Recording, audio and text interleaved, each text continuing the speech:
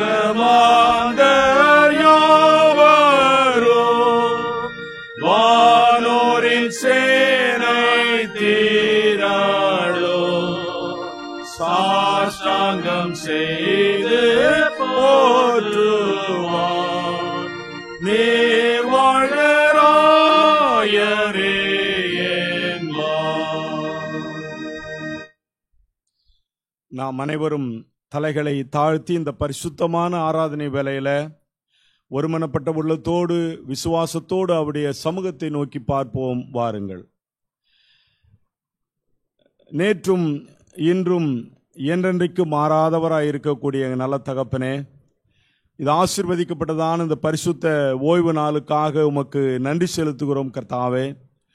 1000 நாளை பார்க்கிலும் உமது பிரகாரங்களின்படி கூடுகிற ஒரு நாள் நல்லது என்று சொல்லி தாவீது கொண்ட அந்த விசுவாசத்தை கர்த்தாவே நாங்களும் அதை கடைபிடித்து இந்த வாரம் முழுவதுமாக பல்வேறு காரியங்களுக்கு எங்களுடைய நாட்களை செலவிட்டாலும் கூட இந்த நாள் நல்லது என்று சொல்லி கர்த்தாவே இந்த ஆராதனையிலே நாங்கள் கலந்து கொள்ளவும், உம்மை புகழ்ந்து பாடவும், உம்முடைய சத்திய வசனங்களை தியானிக்கவும், நிறைவாக நீர் எங்களுக்கு கொடுக்க போகிற ஆசீர்வாதங்களை பெற்றுக்கொண்டு செல்லவும் எங்களை அழைத்து வந்திருக்கிற இந்த அழைப்புக்காக உமக்கு நன்றி செலுத்துகிறோம் கர்த்தாவே. கடந்த வாரம் முழுவதுமாக நீர் எங்களை பாதுகாத்து கொண்டீர். அந்த கிருபைக்காக உமக்கு நன்றி செலுத்துகிறோம். கர்த்தருடைய பிள்ளைகளுக்கு ஒரு நன்மையும் குறைவுபடாது என்று வேதம் சொல்லுகிற விதமாய் கர்த்தாவே நீர் எங்களை ஏந்தி சுமந்து தப்புவித்து ஒவ்வொரு நாளும் பாதுகாத்து வருகிற மட்டில்லாத கிருபைகளுக்காக நன்றி செலுத்துகிறோம் கர்த்தாவே. என் கடவுளே, உம்மில் நம்பிக்கை வைத்திருக்கிறேன். நான் ஒருபோதும் வெட்கப்பட்டு போகாதபடி செய்யும் என்று நீர் எங்களுக்கு கட்டளையிட்டிருக்கிற வண்ணமாய் கர்த்தாவே உம்மை மாத்திரமே நாங்கள் நம்பி இருக்கிறோம். உம்மிடத்தில் மாத்திரமே நாங்கள் விசுவாசமாய் இருக்கிறோம். உம்மிடத்தில் மாத்திரமே நாங்கள் ஜெபித்து வருகிறோம். உம்முடைய வார்த்தைகளை மாத்திரமே நாங்கள் அனுதினமும் கர்த்தாவை வாசித்து தியானித்து வருகிறோம். ஆனாலும் கூட கர்த்தாவே, பிசாசானவன் எங்களுக்கு விரோதமாக எவ்வளவு சூழ்ச்சிகள் செய்தாலும் கூட நாங்கள் வெட்கப்பட்டு போகாதபடி நீர் எங்களை பாதுகாத்துக் கொள்ளும்படி ஆசபிக்கிறோம். அந்த நினைவுகளோடு விசுவாசத்தோடு இந்த ஆராதனையில நாங்கள் கலந்து கொள்ள நீர் கிருபை செய்தருளும் சுவாமி. இந்த நாளிலும் கூட விசேஷ விதமாக உடைய வார்த்தைகளை எங்களோடு பகிர்ந்து கொள்ள போகிற அன்பான ஆயரை நீர் ஆசீர்வதித்து உடைய வல்லமையினாலும் கிருபையினாலும் ஆவியின் அபிஷேகத்தினாலும் நிரப்பி அவர் மூலமாக நீர் எங்கள் மத்தியில இடைபடுகிற ஒவ்வொரு வார்த்தைகளும் எங்களுடைய ஆத்துமத்திற்கு மாத்திரமல்ல கர்த்தாவே, வாழ்க்கைக்கும் அது மிகவும் பிரயோஜனமாய் காணப்பட சத்தியத்தை அறிகிறவர்களாய் மாத்திரமல்ல, அந்த சத்தியத்தை அறிந்து அந்த சத்தியத்தின்படி நடந்து விடுதலையை பெற்றுக்கொண்டு இரண்டாம் வருகைக்கு நாங்கள் ஆயத்தப்பட நீர் கிருபை செய்தருளும். ஆவியானவராய் ஐயாவை மறைத்து நீ இந்த இடத்துல நீர் செயல்படும்படி ஆட்சேபிக்கிறோம். இந்த ஆராதனை துவக்கும் முதல் முடிவு முட்டாக உம்முடைய தேவ பிரசன்னத்தை உணர்ந்தவர்களாய் நாங்கள் கலந்து கொள்ள நீர் கிருபை செய்தருளும். துதி கன மகிமை உமக்கே செலுத்துகிறோம். மீட்பர் இயேசுவின் நாமத்தில் ஜெபிக்கிறோம் நல்ல பிதாவே, ஆமென். மீண்டுமாக கர்த்தருடைய பரிசுத்த நாமத்திற்கு மகிமை உண்டாக ஞான சங்கீதங்களின் புத்தகம் அது 25ஆம் சங்கீதம் 1 முதல் 10 வரையுள்ள சங்கீத வார்த்தைகளை நாம் அனைவரும் பொருள் உணர்ந்தவர்களாக முறையாக வாசித்து கடவுளை மகிமைப்படுத்துவோம். கர்த்தாவே, உம்மிடத்தில் என் ஆத்துமாவை உயர்த்துகிறேன். தேவனே, உம்மை நம்பி இருக்கிறேன். நான் வெட்கப்பட்டு போகாதபடி செய்யும். என் சத்துருக்கள் என்னை மேற்கொண்டு மகிழவிடாது. உம்மை நோக்கி காத்திருக்கிற ஒருவரும் வெட்கப்பட்டு போகாதபடி செய்யும். முகாந்திரம் இல்லாமல் துரோகம் பண்ணுகிறவர்களே வெட்கப்பட்டு போவார்களாக. கர்த்தாவே, உம்முடைய வழிகளை எனக்கு தெரியும். உம்முடைய பாதைகளை எனக்கு போதித்தருளும். உம்முடைய சத்தியத்திலே என்னை நடத்தி என்னை போதித்தருளும். நீரே என் ரட்சிப்பின் தேவன். உம்மை நோக்கி நாள் முழுதும் காத்திருக்கிறேன். கர்த்தாவே, உமது இரக்கங்களையும் என் இளவயதின் பாவங்களையும் என் மீறுதல்களையும் நினையாதிரும். கர்த்தாவே, உம்முடைய தயவு நிமித்தம் என்னை உமது கிருபையின்படியே நினைத்தருளும். கர்த்தர் நல்லவரும் உத்தமருமாயிருக்கிறார். பாவிகளுக்கு வழியை தெரிவிக்கிறார். சாந்த குணமுள்ளவர்களை நியாயத்திலே நடத்தி சாந்த குணமுள்ளவர்களுக்கு தமது வழியை போதிக்கிறார். கர்த்தருடைய உடன்படிக்கையும் அவருடைய சாட்சிகளையும் கை கொள்ளுகிறவர்களுக்கு அவருடைய பாதைகளை எல்லாம் கிருபையும் சத்தியவுமானவைகள். பிதாவுக்கும் குமாரனுக்கும் பரிசுத்த ஆவிக்கும் மகிமை உண்டாவதாக. ஆதியிலும் இப்போதும் எப்போதுமான சதா காலங்களிலும் இருக்கிறபடியே, ஆமென்.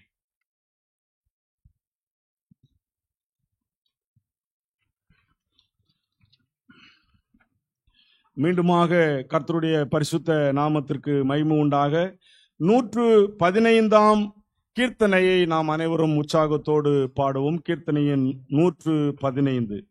காலமே தேவனை தேடு, ஜீவ காருண்யர் பாதம் பணிந்து மன்றாடு.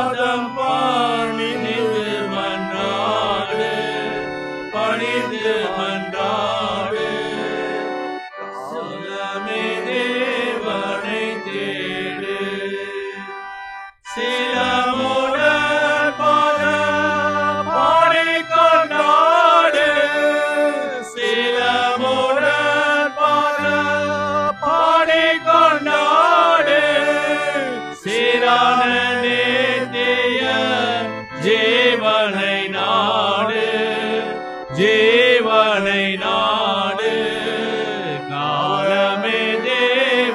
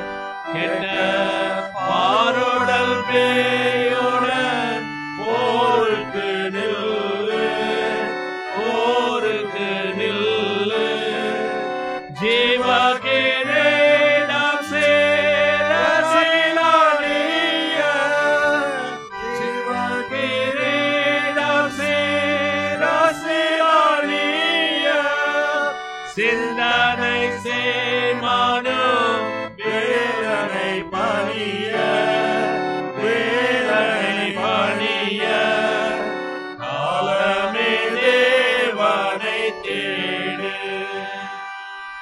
சிறுவர்கள் என்னிடம் சேர தடை செய்யாதிருங்கள் என்றார் மனதார. பரலோக செல்வமாக்கு பலிக்கும், பரலோக செல்வமாக்கு பலிக்கும். பாக்கியமெல்லாம் பறந்து ஜொலிக்கும், பறந்து ஜொலிக்கும். காலமே தேவனை தேடு.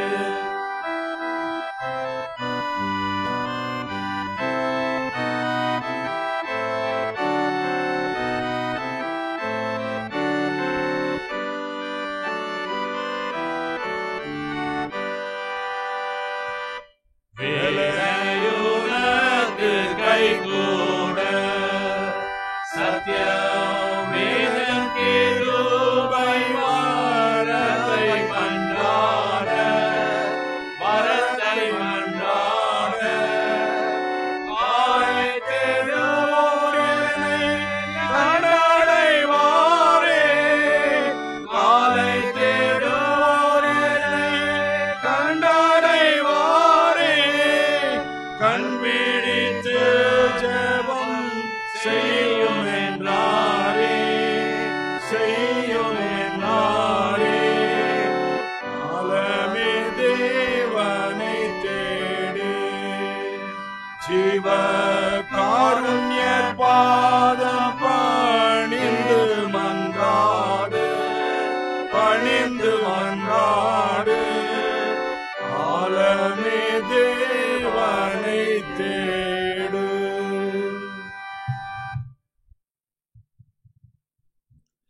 திருத்துவ திருநாளுக்கு பின் வரக்கூடிய 3வது ஞாயிற்றுக்கிழமைக்குரிய ஆரம்ப கீதத்தை நாம் மாறி மாறி பாடுவோம். திருத்துவ திருநாளுக்கு பின் வரக்கூடிய 3வது ஞாயிற்றுக்கிழமைக்குரிய ஆரம்ப கீதம்.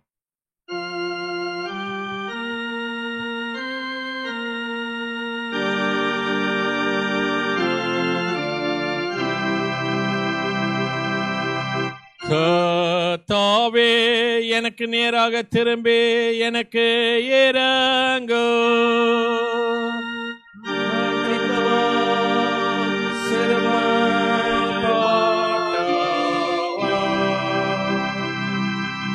என் சிறுமையையும் என் வருத்தத்தையும் பாரு.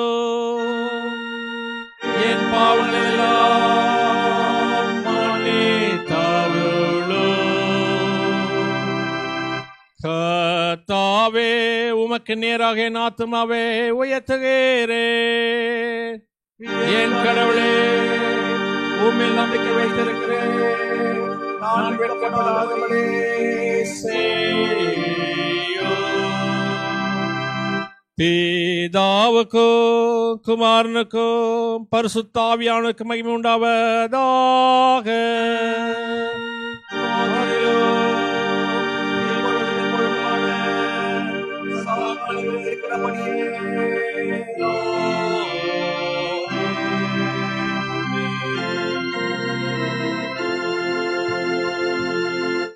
அன்புக்குரியவர்களே, பொறாமனிடத்தில் நமது இருதயத்தை திறந்து நம்முடைய பாவங்களை அறிக்கை செய்து ஆத்ம பசிதாகத்தோடு அவரது அளவில்லாத கிருபைக்காக சேர்ந்து மன்றாடுவோம். வாருங்கள்.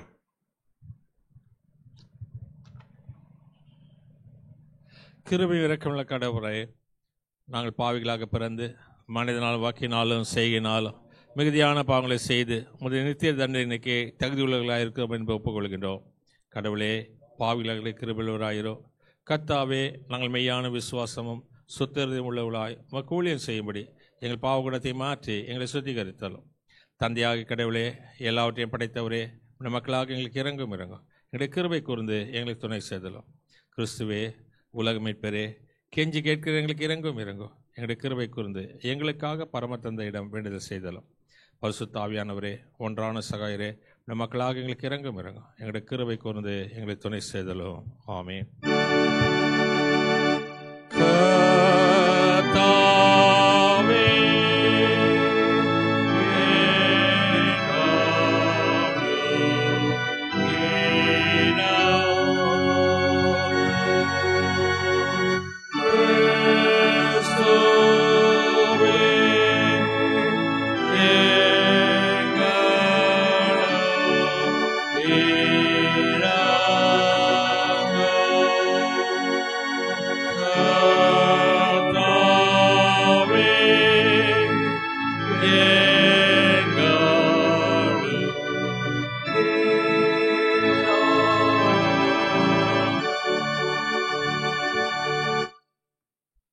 இரக்கமுள்ள கடவுள் பாவிகளாக நமக்கு இறங்கி நம்முடைய பாவங்களை நமக்கு மன்னிக்கின்றார்.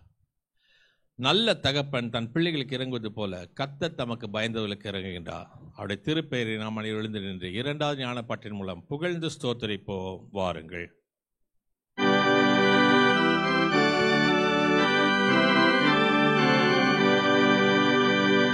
உன்னதில் இருக்கிற பாரோபரனுக்கு மகிமாயோ, பூமியிலே சமாதானமோ, மனித பேரிலே பிரேமோ உண்டாவதாக.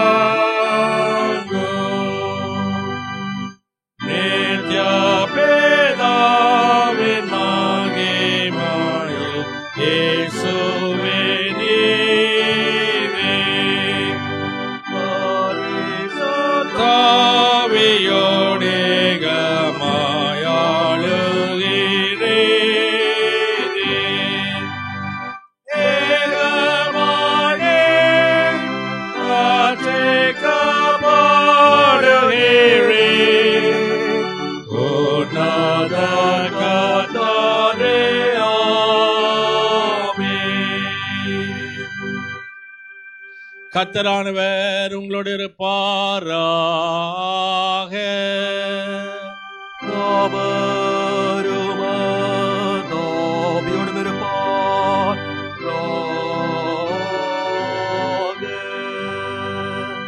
பிரார்த்தனை செய்வோமாக. பரிசுத்தமுள்ள பிதாவே, உம்மிடத்தில் நம்பிக்கை கொள்கிறவர்களை காப்பாற்றுகிற கர்த்தாவே, உம்மை அன்றி எதுவும் பலமற்றது பரிசுத்தமற்றதுமாய் இருக்கிறதுனால் உமக்கு ஸ்தோத்திரம் செலுத்துகின்றோம். உமது ஆளுகைக்கு வழி நடத்தலுக்கு உட்பட்டிருக்கிற நாங்கள் நித்திய பாக்கியத்தை இழந்து போகும் வகையில் இம்மைக்குரிய நன்மைகளை பயன் கொடுத்து வண்ணம் எங்களுடைய உம்மை இரக்கம் பெருகும்படி செய்தல வேண்டும் என்று உம்மோடும் பரிசுத்த ஆவியோடு சலுகைகளாதர் இயேசு கிறிஸ்துவின் மூலமாய் உம்மை வேண்டிக் கொள்ளுகிறோம். சுவாமி.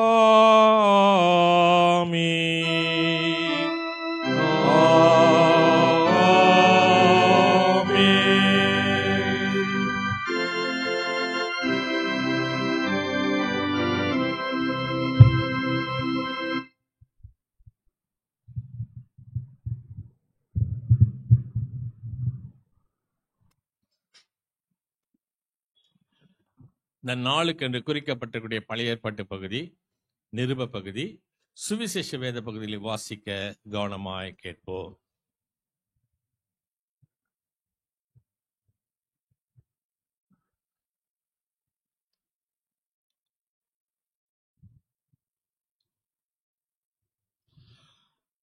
இந்த நாளுக்கென்று வாசிக்கும்படியாய் தெரிந்து கொள்ளப்பட்டிருக்கிற பழைய ஏற்பாட்டு பகுதி, அது மீகா தீர்க்க தரிசன புத்தகம் 7ஆம் அதிகாரம் 18 முதல் 20 வரை உள்ள வேத பகுதியை வாசிக்க நாம் அனைவரும் கவனத்தோடு கேட்போம்.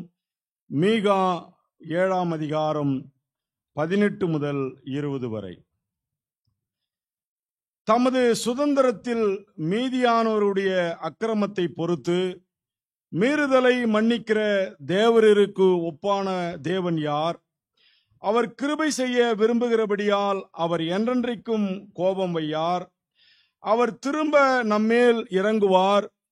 நம்முடைய அக்கிரமங்களை அடக்கி நம்முடைய பாவங்களை எல்லாம் சமுத்திரத்தின் ஆழங்களிலே போட்டு விடுவார். தேவரீர் பூர்வ நாட்கள் முதல் எங்கள் பிதாக்களுக்கு ஆணையிட்ட சத்தியத்தை யாக்கோபுக்கும் கிருபையை ஆபிரகாமுக்கும் கட்டளிடுவாராக என்பதுவே. மகிமையுள்ள கடவுளே நீர் பரிசுத்தர், வல்லமையுள்ள கடவுளே நீர் பரிசுத்தர், என்றென்றும் உள்ள கடவுளே நீர் பரிசுத்தர். ஆமென். அந்தபடியே இந்த நாளுக்கென்று வாசிக்கும்படியாய் தெரிந்து கொண்டிருக்கிற நிருப பகுதி, அது பரிசுத்த அப்போஸ்தலன் எழுதிய பேதுருக்கு எழுதின முதலாம் நிருபம் 5ஆம் அதிகாரம் 6 முதல் 11 வரை. 1 பேதுரு 5ஆம் அதிகாரம் 6 முதல் 11 வரை. ஆகையால் ஏற்ற காலத்தில் தேவன் உங்களை உயர்த்தும்படிக்கு அவருடைய பலத்த கைக்குள் அடங்கியிருங்கள். அவர் உங்களை விசாரிக்கிறவரானபடியால் உங்கள் கவலைகளை எல்லாம் அவர் மேல் வைத்து விடுங்கள். தெளிந்த புத்தியுள்ளவர்களாயிருங்கள், விழித்திருங்கள். ஏனெனில் உங்கள் எதிராளியாகிய பிசாசானவன் கெர்ச்சிக்கிற சிங்கம் போல எவனை விழுங்கலாமோ என்று வகை தேடி திரிந்து வருகிறான். விசுவாசத்தில் உறுதியாயிருந்து அவனுக்கு எதிர்த்து நில்லுங்கள். உலகத்தில் உள்ள உங்கள் சகோதரிடத்தில் அப்படிப்பட்ட பாடுகள் நிறைவேறி வருகிறதென்று அறிந்திருக்கிறீர்களே.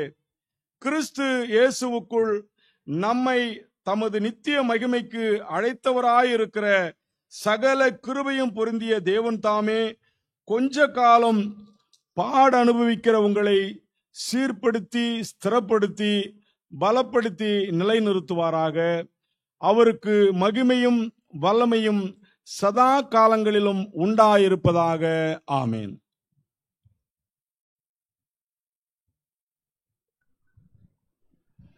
வாசிக்கும்படியாக தெரிந்து கொள்ளப்பட்ட நிருப பகுதி வாசிக்கப்பட்டு முடிந்தது. கர்த்தர் தாம் இந்த வசனங்களை நமது இருதயங்களிலே நித்திய ஜீவனுக்கென்று திடமளித்து காப்பாராக. ஆமேன்.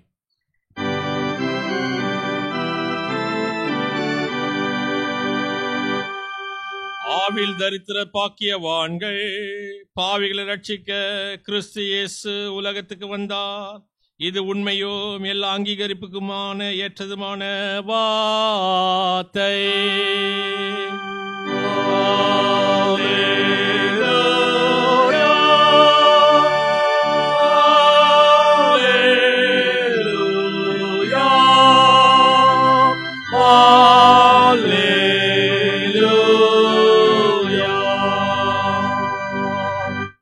அந்தபடி இந்த நாளுக்கு என்று குறிக்கப்பட்டிருக்கூடிய சுவிசேஷ பகுதியை வாசிக்க கேட்போம்.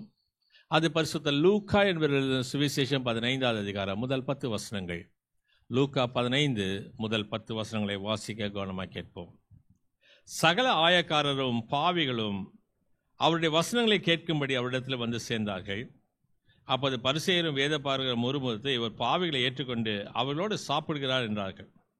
அவளுக்கு அவர் உவமையும் சொன்னதாவது, உங்களில் ஒரு மனுஷன் 100 ஆடுகளை உடையவனாயிருந்து அவைகள் ஒன்று காணாமல் போனால் 99 ஆடுகளையும் வனாந்தரத்தில் விட்டு காணாமல் போன ஆட்டை கண்டுபிடிக்கும் அளவும் தேடி தெரியானோ?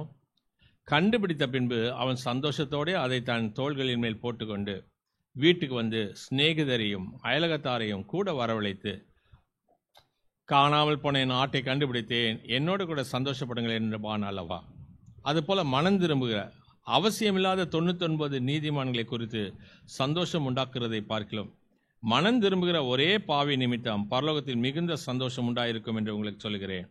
அன்றியும் ஒரு ஸ்திரீ 10 வெள்ளிக்காசை உடையவளாயிருந்து அதில் ஒரு வெள்ளிக்காசு காணாமல் போனால் விளக்கை கொளுத்தி வீட்டை பெருக்கி அதை கண்டுபிடிக்கும் வரைக்கும் ஜாக்கிரதையாய் தேடாமல் இருப்பாளோ? கண்டுபிடித்த பின்பு தான் சிநேகிதரையும் அயல் வீட்டுக்காரிகளையும் கூட வரவழைத்து, காணாமல் போன வெள்ளிக்காசை கண்டுபிடித்தேன், என்னோடு கூட சந்தோஷப்படுங்கள் என்பாள் அல்லவா? அதுபோல மனம் திரும்புகிற ஒரே பாவி நிமித்தம் தேவனுடைய தூதருக்கு முன்பாக சந்தோஷம் உண்டாயிருக்கிறது என்று உங்களுக்கு சொல்லுகிறேன் என்றார் என்பது.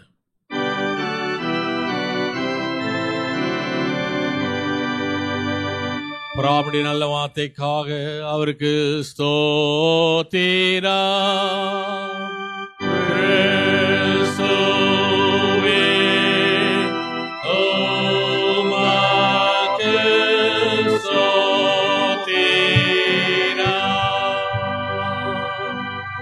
நாம் உலகம் எங்கிலும் உள்ள சகல கிறிஸ்தவ விசுவாசிகளோடு நாமும் ஒருங்கிணைந்தவர்களாய் நமது விசுவாசத்தை அப்போஸ்தல விசுவாச பிரமாணத்தின் மூலம் பயபக்தியோடு அறிக்கை செய்வோம். பரலோகத்தையும் பூலோகத்தையும் படைத்த சர்வத்துள்ள பிதாவாகிய அபிரகாமை விசுவாசிக்கின்றேன். ஒன்றான குமாரனாகிய நம் நாதர் இயேசு கிறிஸ்துவை விசுவாசிக்கிறேன். பரிசுத்தாவினால் கர்ப்பமாக உற்பவித்து கன்னிமரியாத்தில் பிறந்து பொந்தி பிலாத்துக்கு பாடுபட்டு சொல்ல அரையுண்டு மறித்து அடக்கமிடப்பட்டார். பாதாளத்தில் இறங்கி 3ஆம் நாள் மருத்துவ உயிர்த்தெழுந்தார். பரமத்துக்கு ஏறி சர்வத்துள்ள பிதாவாகிய அபிரகாமை வளர்வற்றிருக்கிறார். அடுத்த ஜீவனோரி மருத்துவ ஞாயிற்கு வருவார். பரிசுத்தாவியான விசுவாசிக்கிறேன். பொதுவான பசு சபையும் பசுவோட ஐக்கியமும் பாவமணிப்பும் மாம்சோய்த்ததிலும் நித்திய ஜீவன் ஒன்று விசுவாசிக்கிறேன். ஆமேன். நாம் அறிக்கை செய்த இந்த விசுவாசம் நம்ம இன்னும் மட்டுமல்ல நமது மரண மட்டும் நிலைத்திருக்க தூயாவியானவர் உங்களுக்கு எனக்கு துணை செய்வாராக. ஆமேன். அமர்வோம். கர்த்தருக்கு நன்றி செலுத்தும்படியான வேலை இது.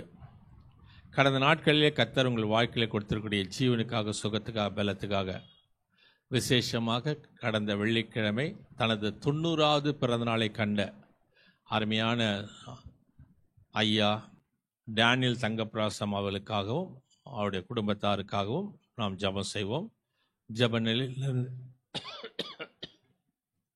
நிலையிலிருந்து 249 ஞானப்பட்டேன் முதல் சரணத்தை நாம் பாடுவோம். அதிசயங்களை எல்லா இடமும் செய்யும் கர்த்தாவி வாக்கினால் இருதயத்திலேயும் துதியுங்கள், அவர் நாம் ஜென்மித்த நாள் முதல் இம்மட்டுக்கும் இரக்கம் செய்தார்.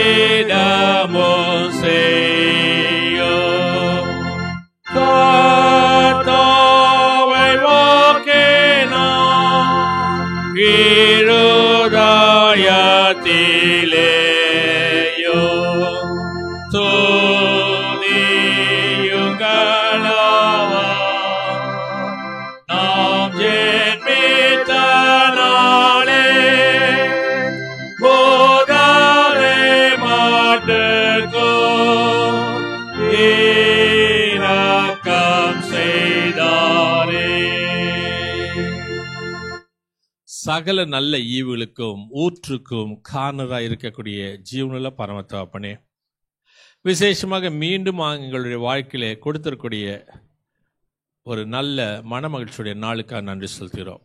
கடந்த நாட்கள் முழுவதும் எங்களை பாதுகாத்து வழிநடத்திய ஆசீர்வதித்த ஆண்டவர், இந்த நாளிலும் ஆண்டவராக நீதாமே எங்களோடு கூட இடைப்பட்டு இந்த வாரம் முழுவதும் ஒரு ஆசீர்வாத கருத்தினால் எங்கள் வழிநடத்தமாக கேட்கிறோம். விசேஷமாக ஆண்டவராக நீதாமே இந்த வாரத்திலே தங்களுடைய பிறந்த நாட்களில் காணக்கூடிய அருமையான சிறு பிள்ளைகளையும் வாலிபர்களையும் குடும்பஸ்தர்களையும் வயதான மக்களையும் அது கருத்தில் ஒப்பிடுகிறோம். இப்படிப்பட்ட அநேக நன்மையான ஈவுகளை அவருடைய வாழ்க்கையில் கண்டு திரும்ப நாட்களை காணக்கூடிய அருமையான மக்களை ஆஸ்வதித்து வழிநடத்தமாக கேட்கின்றோம். எல்லாவற்றுக்கும் மேலாக சரீரத்திலே சுகவீனமாக இருக்கக்கூடிய ராஜகுமாரி விமலநாதன் அவளுக்காக வேண்டிக் கொள்கிறோம். கொடுத்துக்கூடிய சுகத்துக்காக நன்றி செலுத்துகிறோம். எடுத்துக்கொள்ளக்கூடிய மருந்துகளை மாற்றும் ஔஷதம் மாற்றும் ஆண்டவராக வந்து காயப்பட்ட கரத்திலிருந்து வழியக்கூடிய ரத்தம் அவளை பரிபூர்ணமாக்கட்டும். அருமையான தாயார் மங்களம் வில்லியம்ஸ்க்காக வேண்டிக் கொள்கிறோம். வயிற்றில் உள்ள புண்களை நீ ஆற்றி போடும். நமது காயப்பட்ட கரத்தின் மூலமாக ஒரு பெரிய அற்புதங்களை செய்து வழிநடத்துவதற்காக நன்றி செலுத்துகிறோம். அதே போலவே மிஸ்ஸஸ் லதா ஃபென்னுக்காக வேண்டிக் கொள்கிறோம். ஆண்டவராக நீதாமே அறுவை சிகிச்சை இல்லாமல் கர்த்தர் எனக்கு பரிபூர்ணமான சுகத்தை கொடுக்க வேண்டும் என்று சொல்லி ஜெபிக்கக்கூடிய அந்த அருமையான சகோதரிக்கு நீ பரிபூர்ணமான ஜீவனை சுகத்தையும் பலத்தை கொடுத்து ஆசுவாத்தை கொடுத்து கையெட்டி செய்யக்கூடிய பிரயாசன பலன்களை வாய்க்க செய்யணுமா கேட்கின்றோம். அதே போலவே எங்களுடைய அருமையான சகோதரர் நெல்சனுக்காக வேண்டிக் கொள்கிறோம். ஆண்டவராக நீதாமே உமக்கென்று உண்மையோடு உழைக்கும் போது வரக்கூடிய எல்லா விதமான சோதனை வெற்றி பெற்று இருக்கக்கூடிய பலவீனங்கள் மத்தியிலும் சரீர சுகவீனங்கள் மத்தியிலும் உமக்கென்று உழைக்கக்கூடிய உழைப்புகளுக்காக நன்றி செலுத்துகிறோம். தொடர்ந்து ஆண்டவராக நீதாமே அருமையான சகோதரரை நீ ஆற்றி தேற்றி கண்ணீர்களை துடைத்து மீண்டுமாக நான் சாகாமல் பிழைத்திருந்து கர்த்தருடைய செய்கைகளை விவரிப்பேன் என்று சொல்லி ஆண்டவராகிய நீர் கொடுத்திருக்கூடிய இந்த வாழ்வுக்காக நன்றி செலுத்தி இன்னும் அதிகமாக உண்மையோடு உத்தமத்தோடு வைராக்கியத்தோடு உமக்கென்ற ஊழியத்தை செய்வதற்கு உமது கிருபை தாருங்க வேண்டுமா கேட்கிறோம். அருமையான அவருடைய துணைவியாருக்காக, பிள்ளைகளுக்காக, திருமண வாழ்க்கையில் ஈடுபட்டக்கூடிய அருமையான மகளுக்காக வேண்டிக் கொள்கிறோம். தொடர்ந்து உமது பாதுகாப்பினுடைய கரம் அவர்களோடு கூட இருக்கட்டும். அதே போல வின்சென்ட் பிரபாகருக்காக வேண்டிக் கொள்கிறோம். சரீரத்தில் இருக்கக்கூடிய பலவீனங்களை நீக்கி போடும். ஆண்டவர் அனிதாமே கரம் பிடித்து வழி நடத்தும். அதே போலவே வயதான மக்களுக்காக வேண்டிக் கொள்கிறோம். ஆண்டவர் அனிதாமே மிஸ்டர் தன்ராஜ், மிஸ்ஸஸ் நவனிதம் அம்மாவுக்காக வேண்டிக் கொள்கிறோம். அந்த வயதான காலத்தில் என்னை உற்ற துணைவராக பாதுகாவலராக இருந்து வழி நடத்தும். அதே போலவே வெள்ளிக்கிழமை தனது 90வது பிறந்தநாளை கண்ட அருமையான ஐயா டேனியல் தங்கப்பிரசத்துக்காக வேண்டிக் கொள்கிறோம். இம்மட்டுமாய் உதவியுடைய கரங்களை நீட்டி ஆஸ்வத்த ஆண்டவர் பிள்ளைகளுடைய பிள்ளைகளையும் காண்பதற்கு உதவி செய்திருக்கின்ற இப்படி பரிபூர்ணமான நாட்களை கொடுத்த தயவுக்கான நன்றி சொல்லுங்கள். கர்த்தருக்கு பயப்படுகிற மனுஷன் விதமாக ஆஸ்வதிக்கப்படுவான் என்று சொல்லி பரிபூர்ணமான ஆயுசு நாட்களை கொடுப்பதற்காக நன்றி செலுத்துகிறோம். பாப் லாஸ்டர்ஸ்க்காக வேண்டிக் கொள்கிறோம். சரித்திர ஜீவன் சுகபலத்தை தந்தலும். அதே போலவே டாக்டர் கனகராஜ், திருமதி ஜேன் கனகராஜுக்காக வேண்டிக் கொள்கிறோம். இருக்கக்கூடிய பலவீனங்களை நீக்கி போடும். அருமையான பிள்ளைகளுடைய எதிர்காலங்களை வளப்படுத்தும். எங்களுடைய குடும்பத்துக்காக வேண்டிக் கொள்ளுங்கள் என்று சொன்ன அருமையான மக்களுக்காக வேண்டிக் கொள்கிறோம். அருமையான சகோதரர் சச்சிதானந்தம் அவருடைய மனைவிக்காக வேண்டிக் கொள்கிறோம். கால்களுக்கு பலத்தை தாரும். அதே போலவே திருவாளர் மாணிக்கம் அவருடைய மனைவிக்காக வேண்டிக் கொள்கிறோம். கால்களிலே மூட்டு அறுவை சிகிச்சை செய்து சரீரத்தில் கொடுத்துக்கூடிய சுகத்துக்காக நன்றி செலுத்துகிறோம். சச்சிதானந்தம் அவருடைய மகளுக்காக, பேத்திக்காக வேண்டிக் கொள்கிறோம். அருமையுள்ள குடும்பத்தின் ஆஸ்வதியும் அருமையான பேரப்பிள்ளையை ஆண்டவர் அனிதாமே கல்வியினுடைய ஞானத்தை கொடுத்து உயர்ந்த ஸ்தலத்தில் உயர்த்தி வைக்க வேண்டுமா கேட்கிறோம். டாக்டர் கிறிஸ்டோபல் திவ்யாக்காக வேண்டிக் கொள்கிறோம். அருமையான கொடுக்கப்பட்டிருக்கூடிய இரட்டை பிள்ளைகளை ஆண்டவராக உமக்கென்று நேர்மையான பாதையில் நடத்துவதற்கு கற்றுத்தாரும். ஆண்டவராக நீதாமே அந்த சிறு வயதிலிருந்து அந்த பிள்ளைகள் உமது அன்பை ருசிக்கட்டோ. ஞான ஸ்நானத்தின் மூலமாக ஆண்டவராக உமது கிருபையிலே சேரும்போது அதற்கான ஆயத்த வேலைகளை செய்யும்போது உமது கிருபை தாங்கட்டும் சுவாமி. அதே போலவே திருமதி பிரார்த்தனா சாமிக்காக வேண்டிக் கொள்கிறோம். அருமையான பிள்ளைகள் உமது கற்று ஒப்பிடுகிறோம். இம்மட்டுமாய் கொடுத்தக்கூடிய சகரியத்தினுடைய சுகத்துக்காக பலத்துக்காக நன்றி செலுத்துகிறோம். சுற்றிலும் வேலையெடுத்து பாதுகாத்துள்ளோம். விசேஷமாக இந்த சீதோஷ நிலைகள் இந்த பிள்ளைகளுக்கு யாதொரு தீமையான காரியங்களை நேரிடாதபடி ஆண்டவராக உமது காக்கக்கூடிய கரம் கூட இருக்கட்டும். ஜோன், சில்வியா, பிரேம, லூது சாமிக்காக வேண்டிக் கொள்கிறோம். ஆண்டவராக நீதாமே அந்த அருமையான சகோதரருடைய எதிர்காலத்தை வளப்படுத்தும். எனக்காகவும் என்னுடைய குடும்பத்துக்காகவும் வேண்டிக் கொள்ளுங்கள் என்று சொல்லக்கூடிய இந்த அருமையான குடும்பத்தை நீ வழிநடத்துவதாக கேட்கும். விசேஷமாக மருத்துவமனையில் ஆற்றுவா தேற்றுவா இல்லாமல் மரணத்தோடு போராடி கொண்டிருக்கூடிய மக்களையும் ஆண்டவராக உமது கரத்தில் ஒப்படைக்கின்றோம். என்ன வியாதிகள் என்று சொல்லி கண்டறிய முடியாமல் வேதனையோடு இருக்கக்கூடிய மக்களை உமது கரத்தில் ஒப்படைக்கிறோம்.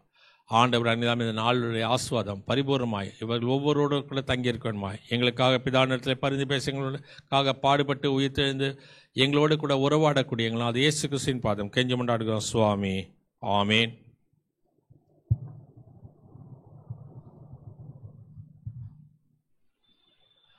கர்த்தர் உங்கள் போக்கை உங்கள் வாரத்தையும் இது முதல் கொண்டு என்னென்னைக்கு ஆசிரத்து காப்பாராக. ஆமீன்.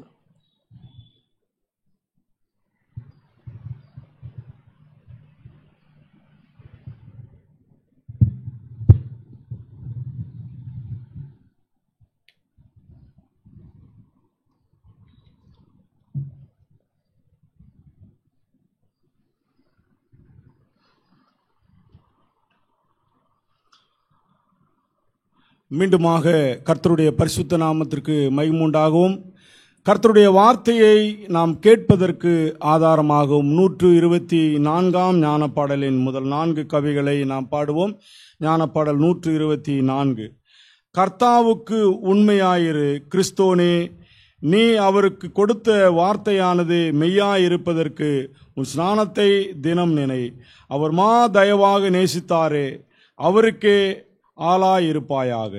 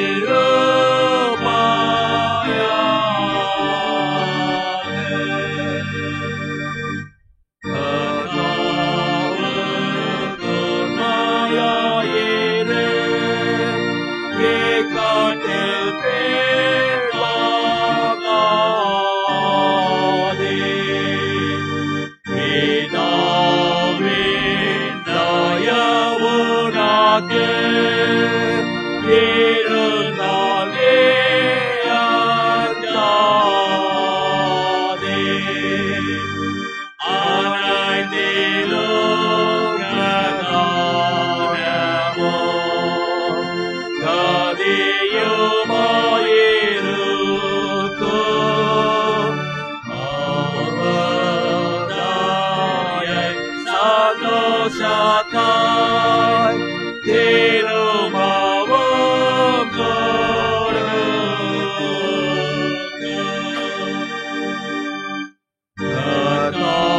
கர்த்தாவுக்கும் மாயாயிரு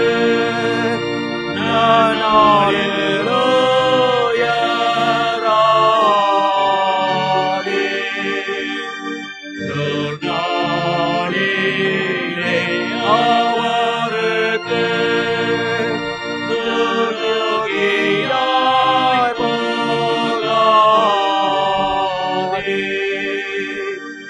எந்நாளிலும் என் நேரமும் அறிந்து ஐயமாற்று இஸ்ரவேலா என்று மாறா அவர் வாக்கை காற்று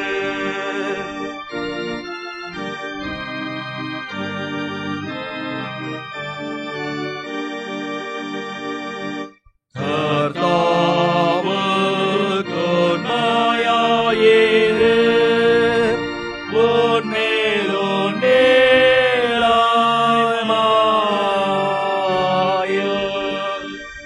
வரும் சுமையாய் நீடு உன் காத்தாரோன் காயம் சுமக்கவே உன் பேரிலே எங்கேடு வரக்கூடும் கர்த்தாவின் கை உன் சிரசாய் தான் கேடாக தான் மூடும்.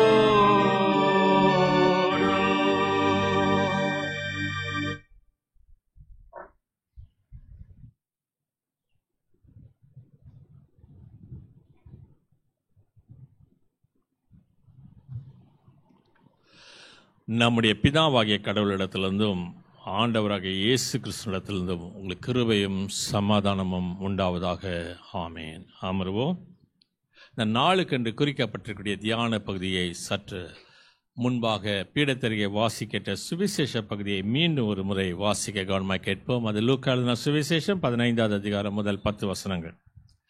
சகல ஆயக்காரரும் பாவிகளும் அவருடைய வசனங்களை கேட்கும்படி அவரிடத்தில் வந்து சேர்ந்தார்கள். அப்போது பரிசேயரும் வேதபாரகரும் முறுமுறுத்து பாவிகளை ஏற்றுக்கொண்டு அவளோடு சாப்பிடுகிறார் என்றார்கள். அவளுக்கு அவர் சொன்ன ஓமையாவது, உங்களில் ஒரு மனுஷன் 100 ஆடுகளை உடையவனாயிருந்து அவளில் ஒன்று காணாமல் போனால் 99 ஆடுகளையும் வனாந்தரத்தில் விட்டு காணாமல் போன ஆட்டை கண்டுபிடிக்கும் அளவும் தேடி தெரியானோ?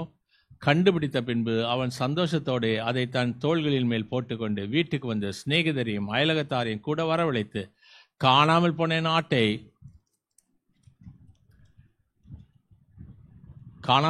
என் ஆட்டை கண்டுபிடித்தேன், என்னோடு கூட சந்தோஷப்படுங்கள் என்பான் அல்லவா? அதுபோல மனம் திரும்ப அவசியமில்லாத 99 நீதிமான்களை குறித்து சந்தோஷம் உண்டாக்குகிறதை பார்க்கிலும் மனம் திரும்புகிற ஒரே பாவி நிமித்தம் பரலோகத்திலே மிகுந்த சந்தோஷம் உண்டாயிருக்கும் என்று உங்களுக்கு சொல்கிறேன். அன்றியும் ஒரு ஸ்திரீ 10 வெள்ளிக்காசை உடையவளாயிருந்து அதில் ஒரு வெள்ளிக்காசு காணாமல் போனால் விளக்கை கொளுத்தி வீட்டை பெருக்கி அதை கண்டுபிடிக்க வரைக்கும் ஜாக்கிரதையாய் தேடாமல் இருப்பாளோ? கண்டுபிடித்த பின்பு தன் சிநேகிதரையும் அயல் வீட்டுக்காரிகளையும் கூட வரவழைத்து, காணாமல் போன வெள்ளிக்காசை கண்டுபிடித்தேன், என்னோடு கூட சந்தோஷப்படுங்கள் என்பாள் அல்லவா?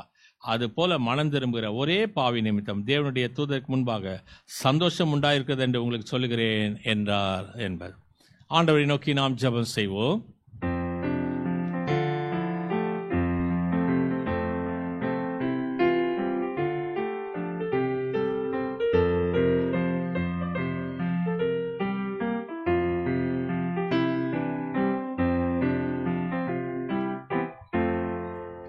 மெத்த சுத்த நானே சுத்தாவி கொண்டென்னையே, மெத்த சுத்த நானே சுத்தாவி கொண்டென்னையே, சித்தாவை தென்று சுத்தம் செய்வீரே சத்திய பரிசுத்தனே, சித்தாவை தென்றோ சுத்தம் செய்வீரே சத்திய பரிசுத்தனே நல்லாவி ஊற்றும் தேவா நற்கனி நான் தர நித்தம் துதி பாட நல்லாவி ஊற்றும் தேவா நல்லாவி ஊற்றும் தேவா பெந்தேகோஸ்தே நாளிலே உந்தனாவே ஏந்தீரே பெந்தேகோஸ்தே நாளிலே உந்தனாவே ஏந்தீரே இந்த விழாயில் இறங்கிடுவீரே விந்தை செய்வின்னாவியே இந்த விழாயில் இறங்கிடுவீரே விந்தை செய்வின்னாவியே நல்லாவி ஊற்றும் தேவா நற்கனி நான் தர நித்தம் துதி பாட நல்லாவி ஊற்றும் தேவா நல்லாவி ஊற்றும் தேவா. வாரும் பரிசுத்த ஆவியானவரே, உம்மை விசுவாசிக்கிற எங்கள் நெஞ்ச நிரப்பி அன்பின் தீயை மூட்டியுள்ளோம். பற்பல மொழிகள் மூலமாக பற்பல இனங்களை விசுவாச ஒருமைக்குள் குடிச்சதுக்கே தேவரே, எங்களுடைய பரிசுத்த வசனத்திலே பரிசுத்த அமைக்கிற வசனமே சத்தியம் சுவாமி. ஆமேன். கிறிஸ்துவுக்குள் அன்பான விசுவாசிகளே, திருத்துவ பண்டிகை பின்வரக்கூடிய 3வது ஞாயிற்றுக்கிழமை. இந்த 3வது ஞாயிற்றுக்கிழமையில் நாம் ஏற்கனவே இந்த சம்பவத்தை லாஸ்ட் அண்ட் ஃபவுண்ட் என்று சொல்லக்கூடிய தலைப்பில் நாம் ஏற்கனவே சிந்தனை செய்திருக்கின்றோம். இந்த நாளிலே வேறொரு கண்ணோட்டத்திலே நாம் இதை சிந்தனை செய்ய போகின்றோம். என்ன என்று சொன்னால், இந்த பகுதியில் பழைய ஏற்பாட்டு புத்தகத்தில் யாராவது ஒருவருக்கு தான் கர்த்தர் ரகசியத்தை வெளிப்படுத்துவார். யாராவது ஒருத்தருக்கு தான் ரகசியத்தை வெளிப்படுவார். ஆனால் புதிய ஏற்பாட்டு புத்தகத்தில் வெளிப்படுத்தப்பட்ட ரகசியம் அனைவருக்கும் வெளிப்படுத்தப்படுகின்றன. பழைய ஏற்பாட்டில் யாராவது ஒருத்தருக்கு தான் அந்த ரகசியத்தை கற்று சொல்லுவார். ஒன்று தீர்க்கதரிசியாக இருக்கலாம், இல்லை ராஜாக்களாக இருக்கலாம், இல்லை நியாயாதிபதிகளாக இருக்கலாம், ரகசியத்தை சொல்லுவார். ஆனால் புதிய ஏற்பாட்டு புத்தகத்தில் இந்த தேவ ராஜ்யத்தை பற்றிய உவமையில் எல்லாருக்கும் சொல்லக்கூடிய காரியமாக தான் இந்த ரகசியத்தை கற்று சொல்கிறார். நம்ம 10 வசனத்தோடு முடித்தோம். ஆனால் மொத்தம் 32 வசனம் உண்டு. இந்த 32 வசனத்தில் என்ன சொல்லப்படுகிறது என்று சொன்னால், 3 சம்பவங்கள் சொல்லப்படுகிறது. அப்போ 3 ஓமைகளா என்று சொன்னால் 3 ஓமைகள் அல்ல, ஒரே ஓமை. ஆனால் 3 கண்ணோட்டத்தில் சொல்லப்படுகிறது. காணாமல் போனவைகள் 3. காணாமல் போவது என்றால் அது மீண்டும் கண்டுபிடிக்க சாத்தியமானது, அழிந்து போனதல்ல. அழிந்து போனது என்று சொன்னால் அது இல்லாமல் போவது. இல்லாமல் போவதுக்கும் அழிந்து போவதற்கும் காணாமல் போவதற்கும் ஒரு பெருத்த வித்தியாசம். நீங்கள் பார்த்துக்கிட்டு இருக்கீங்களே இந்த ஸ்லைடெல்லாம் சில நேரத்தில் செய்துட்டு இருக்கும்போது அதை என்ன செய்வேன்னா, சில நேரத்தில் அது எங்கே சேவ் பண்ணன்னு தெரியாது, தேடி பார்க்கணும். அது அழிந்து போச்சான்னு சொன்னால் அது அழிந்து போல, திரும்பவுமா எல்லாத்தையும் எடுத்து சர்ச்சில் கொடுத்து பார்த்தா அது ஏதோ ஒரு ஃபைலில் போய் ஏதோ ஒரு மூலையில் போய் அது சேவ் ஆகிருக்கும். இந்த டெலிட் என்று சொல்லி கொடுத்து அது அந்த ரீசைக்கிள் பின் சொல்லக்கூடிய அந்த பாக்ஸில் போய் அதை அழிச்சிட்டா திரும்ப என்ன பண்ணாலும் அது கிடைக்காது. இந்த கம்ப்யூட்டர்லாம் படிக்கிறவங்களுக்காக இதை சொல்கிறேன். ஒன்று காணாமல் போவது, அது எப்படி கண்டுபிடிச்சிடலாம். அழிந்து போவது என்று சொன்னால் அதை கண்டுபிடிக்க முடியாது. இப்போது காணாமல் போவது என்று சொன்னால் என்ன, ஆடு இருக்க வேண்டிய இடத்துல இல்லை. ஆடு எங்கே இருக்கணும்? மந்தையில் இருக்கணும். அது மந்தையில் இல்லை. அதே போல் காசு எங்கே இருக்கணும்? அது கோர்வையாக கோக்கப்பட்டு அந்த பெண்ணினுடைய நெற்றியில் இருக்கணும். மகன் எங்கே இருக்கணும்? அப்பாவோட இருக்கணும். இதுதான் இந்த சம்பவத்தில் சொல்லப்படுகிறது. காணாமல் போன ஆட்டினுடைய ஓமையாக இது சொல்லப்படுது. இந்த காணாமல் போன ஆடு மத்திய எழுதின சுவிசேஷம் 18வது அதிகாரத்தில் 12-13 வசனம் சொல்லுகிறது. ஒரு மனுஷங்கிட்ட 100 ஆடு இருந்தது, அது காணாமல் போச்சு, அதை தேடி கண்டுபிடிச்சிட்டு வந்தான். இந்த காணாமல் போன ஆடினுடைய காரியம் யூத மெய்ப்பர்கள் 20 ஆட்டிலிருந்து 200 ஆடு வரைக்கும் வச்சிருக்கலாம். இது யூத சட்டத்தில் சொல்லப்படக்கூடிய. 300 ஆடுகள் வைத்திருந்தா அது மிக பெரிய மந்தை. அப்ப இவங்கிட்ட 100 ஆடு தான். இந்த 100 ஆடு இருக்கும்போது இவன் நடுத்தர வர்க்கம், மிடில் கிளாஸ். இந்த மனிதன் எப்போதும் இந்த மேய்ப்பர்களுக்கும் இந்த குடியானவர்களுக்கும் ஒரு பெரிய பிரச்சனை இருக்கும். ஏன்னு சொன்னா, இந்த மேய்ப்பவர்கள் இந்த மந்தையை மேய்க்கும் போது பக்கத்தில் இருக்கக்கூடிய வயல்வெளிகளில் மேய்ஞ்சிரும். அதனால அவர்களுக்கு இவர்களுக்கும் சண்டை சச்சரவு வரும். பயிர்கள், மரம், செடி, கொடிகள் இவைகளை பாழ்படுத்தும். ஆகவே விவசாயிகளுக்கு கோபம் வரும். அதனால மேய்ப்பர்களை அவர்கள் என்ன செய்தாங்கன்னா அவர்களை வெறுத்தார்கள். ஆனா இங்க என்ன சொல்லப்படுகிறது? அந்த காணாமல் போன ஆட்டை அவன் எடுத்து தோள் மேல தூக்கி சுமந்து செல்லுகின்றான். வசனம் தான் சொல்லுகிறான். தோள் மேல போட்டுட்டு வரான். உண்மையா சொல்றேன், நானா இருந்தா என்ன செய்வேனாக்கா, அது காதை பிடிச்சிக்கிட்டு, இல்லைன்னா கொம்புள்ள ஆடு இருந்தா அந்த கொம்பை பிடிச்சிட்டு வேகமா தர தர தர தரன்னு இழுத்துடுவான். இது எங்க பார்க்கலாம் தெரியுமா? இந்த ஸ்கூலுக்கு பிள்ளைங்க போகலைன்னா அந்த பிள்ளைங்க கையை பிடிச்சிக்கிட்டு அவங்க அம்மாவோ அவங்க அப்பாவோ ஸ்கூலுக்கு இழுத்துட்டு போவாங்க. பார்த்துருக்கீங்களா? ஸ்கூல் வாசலில் போய் பாருங்க. தர தரத்தனை அவன் அழுவான், இருந்தாலும் பிடிச்சி இழுத்துட்டு போய் கொண்டு போய் விட்டு வருவாங்க. அதை போல இந்த ஆட்டை அவன் செய்யல. நான் இவ்வளவு அலைச்சல் வந்தாலும் நீ எனக்கு தேவை என்று சொல்லி அந்த ஆட்டை தோள் மேலே அவனுடைய கரிசனையும் அவனுடைய அன்பும் வெளிப்படுத்தப்படுகிறது. இப்போ அந்த ஆடு தவறி போனதை இது மேய்ப்பனுடைய கவலை இனம் அப்படின்னு சொல்லி நம்ம சொன்னோன்னு சொன்னா, இது கவலை இனம் அல்ல, மேய்ப்பனுடைய கவலை இனம் அல்ல, இது மேய்ப்பனுடைய தவறு அல்ல. இது யாருடைய தவறு என்று சொன்னா, இது ஆட்டினுடைய தவறு. என்ன தவறு? மேய்ப்பனுடைய மந்தையில இல்லாம அது தன் இஷ்டத்துக்கு போகுது. எப்படின்னா, இன்னைக்கு நம்ம சபையில ஐயர் ஏதாவது ஒன்று சொல்லிட்டா, நமக்கு பிடிக்காத ஏதாவது செஞ்சிட்டா, ஒன்று சண்டை போடுவோம். சண்டை போடுறதுக்கு நமக்கு திராணி இல்லை, பெலன் இல்லை, வாய்ஸ் இல்லை, மெஜாரிட்டி இல்லைன்னு சொன்னா பேசாம அந்த இடத்த விட்டுட்டு இன்னொரு கோயிலுக்கு போயிடும். இப்படிப்பட்ட சூழ்நிலையில் இந்த ஆடு மந்தையை விட்டு போயிடுச்சு. ஆனா இந்த காசு காணாமல் போனது இந்த பெண்ணுடைய கவலை இனம். இந்த காசு எடுத்தோன்னே காணாமல் போயிருக்காது. அது கட்டப்பட்டிருந்த அந்த பகுதியிலிருந்து கொஞ்சம் கொஞ்சமாக மெலிந்து, ஒருவேளை அது கயிறில் கட்டியிருந்தால் அந்த கயிறு நஞ்சு கடைசியில் ஒத்த நூலில் தொங்கி அப்புறம் ஒத்த நூலில் அருந்து போயிருக்கும். இது பெண்ணுடைய கவலை இனம்.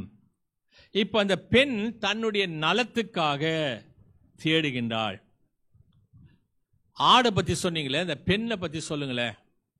ஒரு பெண் 100 காசு வரைக்கும் அணிந்திருப்பாளாம். 100 காசு வரைக்கும் அணிந்திருக்கலாம். நான் சின்ன வயசில் எங்கள் அப்பாவுடைய அம்மா அவங்க இந்த காசு மாலைன்னு சொல்லிட்டு கழுத்து நிறையா மாட்டிக்கிட்டு இருப்பாங்க. காசு மாலை. அப்படி அந்த காசு 100 காசு வரைக்கும் ஒரு பெண் வைத்திருப்பாளாம். ஆனால் இவகிட்ட இருந்தது 10 காசு. அப்படின்னா என்ன சொன்னா, இவளும் ஒரு ஏழை. ஆடு மேய்க்கிறவன் ஒரு மிடில் கிளாஸ் சொன்னேன், இவளும் ஒரு ஏழை. இந்த 3வது சம்பவம் சொல்லப்படுகிறது இல்லவ, இந்த 3வது சம்பவம் லூக்கால மட்டுமே சொல்லக்கூடிய சம்பவம். காணாமல் போன, தகப்பனை விட்டு தூரம் போன மகன். இங்க பார்த்தா அவன் ஒரு காரியம் கேட்பான். என்ன கேட்பான்னா, என் சொத்தை பிரிச்சு கொடு, என் சொத்தை பிரிச்சு கொடு. வசனத்தை வாசிக்கிறேன். பின்னும் அவர் சொன்னது, ஒரு மனுஷனுக்கு 2 குமார் இருந்தால் அவர்கள் இளையவன் தகப்பனை நோக்கி, தகப்பனே, ஆஸ்தியில் எனக்கு வரும் பங்கை எனக்கு தர வேண்டும் என்றான். அந்தபடி அவன் அவளுக்கு தன் ஆஸ்தியை பங்கிட்டு கொடுத்தான்.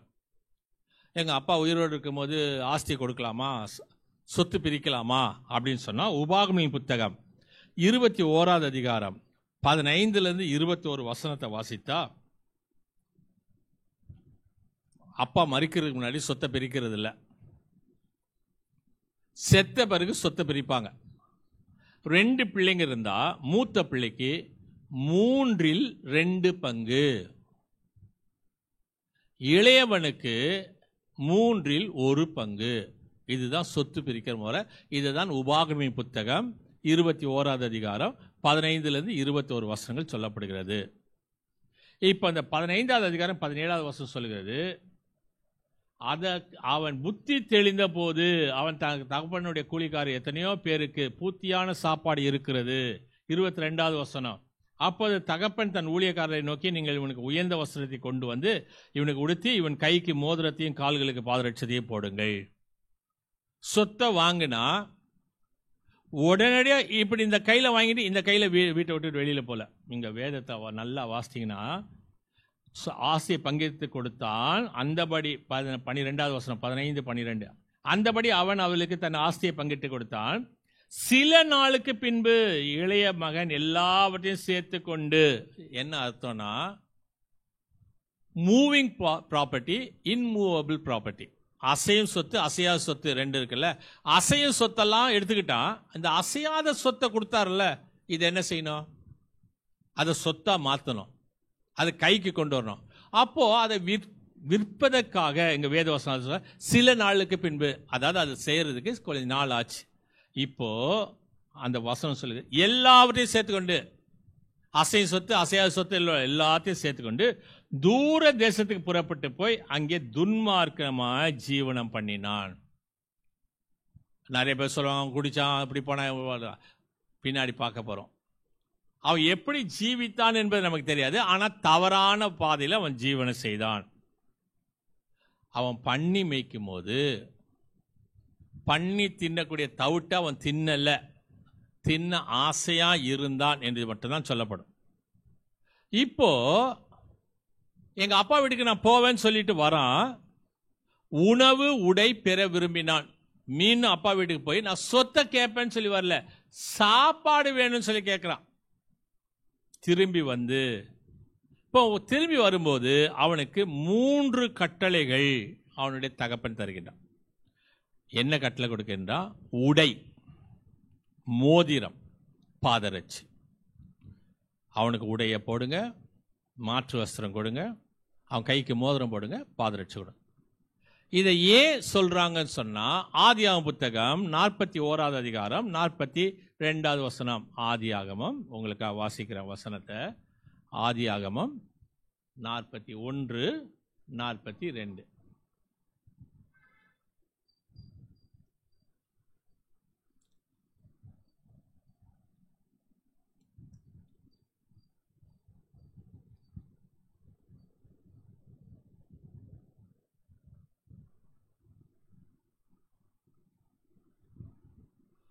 பார்வோன் தன் கையில் இருந்த போட்டிருந்த தன் முத்திரை மோதிரத்தை கழட்டி அதை யோசேப்பின் கையில போட்டு மெல்லிய வஸ்திரங்களை அவனுக்கு உடுத்தி பொன் சரப்பணிகளை அவன் கழுத்திலே தரித்து. என்ன அர்த்தம் சொன்னா, உடை என்பது விருந்தினன். அதனால்தான் ஏசாமி சொன்ன ஓமையில கல்யாண வீட்டுக்கு சாப்பிட வந்தவனுக்கு எல்லாருக்கும் உடை கொடுத்து சாப்பிடுங்க சொல்லும் போது ஒத்த மட்டும் கல்யாண வஸ்திரம் இல்லாதவனா வந்திருந்தான் அப்படின்னு சொல்லி ஏசாமி சொல்லுவார். நீ மட்டும் ஏன்பா கல்யாண வஸ்திரம் இல்லாமல் வந்திருக்க, உனக்கு கொடுக்கலையா? இன்னைக்கு தான் அதை தான் நம்முடைய குடும்பத்தில் நம்முடைய பாரம்பரியத்தில் செய்கிறோம். என்ன செய்கிறோன்னா, வீட்டில் ஒரு கல்யாணம் நடக்குதுன்னு சொன்னால் நம்ம வீட்டில் இருக்கக்கூடிய எல்லாருக்கும் சட்ட துணிமணி வைத்து பூப்பழம் வைத்து இன்விடேஷன் வச்சு வாங்க அப்படின்னு சொல்றது. ஆகவே அவன் விருந்தினன். 2வது மோதிரம், அது என்ன? அதிகாரம். பாதரட்சை, உதாரணத்துக்கு எடுத்துக்கங்களேன், நீங்க ஒரு வீட்டுக்கு போறீங்க,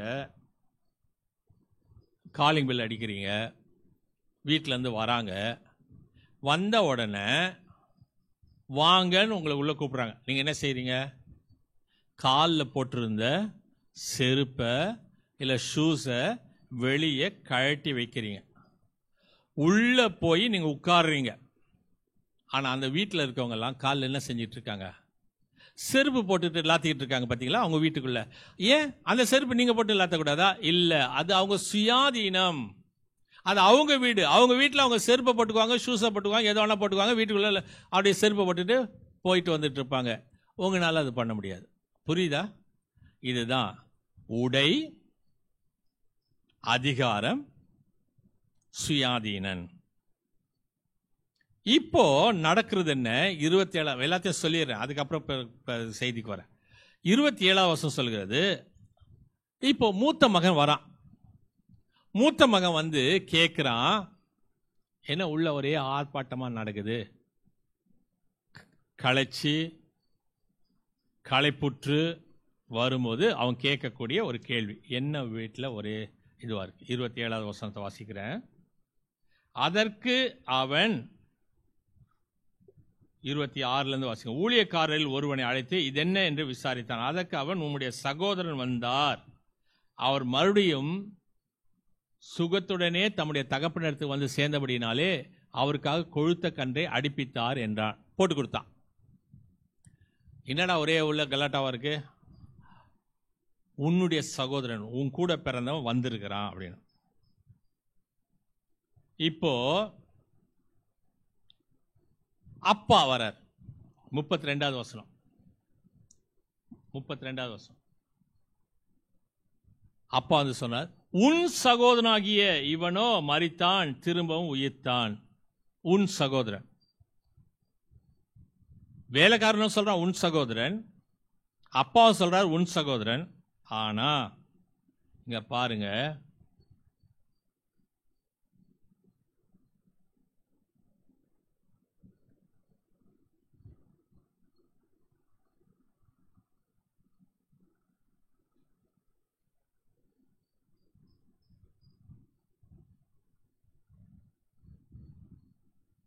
முப்பதாவது வசனம்.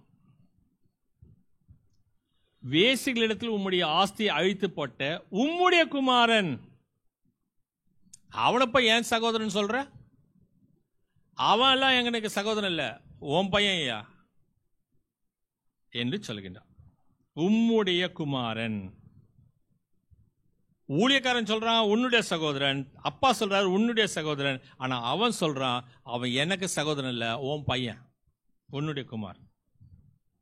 இப்போ இந்த இளைய குமாரன் இப்படிப்பட்ட கீழ்த்தரமான நிலைமைக்கு வருவதற்கு 7 படிகளை அவன் கடந்து போனான்.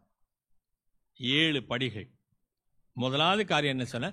என்னுடைய பங்கை எனக்கு தாரும். எனக்குன்னு கொடுக்குறீங்கள, நீ செத்தா எனக்கு கொடுக்கணும்ல, அது உயிரோடு இருக்கும்போதே கொடுத்துரு. ஏன்னா என் கூட பிறந்தவனா நான் நம்ப முடியாது, அவன் கொடுப்பானோ இல்லை அவனை சுருட்டிடுவானோ. என் பங்கை எனக்கு கொடு. சுய சித்தம். 2வது காரியம், தகப்பனை விட்டு தூர தேசம் போனான். அப்பா விட்டுட்டு ரொம்ப தூரம் போயிட்டான். அப்பா கிட்ட இருந்தா தானே நொய் நொய் நொய் நொய்ன்னு சொல்ற, இதை செய்யாத அதை செய்யாத, இதை பண்ணாத அதை பண்ணாத, அது சொன்னா கஷ்டமா தான் இருக்கும். அதே போல தேவனுடைய சமூகத்தை விட்டு தூர போவது பின்மாற்றம். இன்னைக்கு ஏன் நம்ம இறங்கி போறோம், நம்ம விழுந்து போறோம் சொன்னா தேவனை விட்டு தூர போவது. 3வது காரியம், துன்மார்க்கமாய் ஜீவித்தான். சிற்றின்பம்,